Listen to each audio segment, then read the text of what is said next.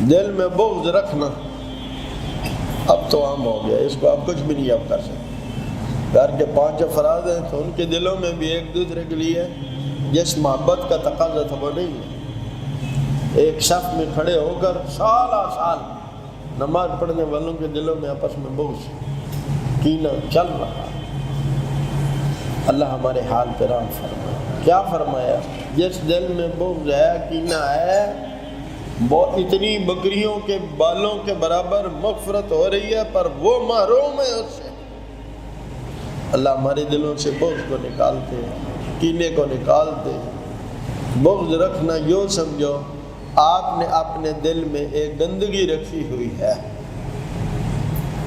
تو اس دل میں جہاں بغض ہے وہاں اللہ آئیں گے، اللہ کے رسول کی محبت آئے گی صلی اللہ علیہ وسلم۔ اپنے دلوں کو پاک کرو، بغض کو نکال دو، کینے کو نکال دو،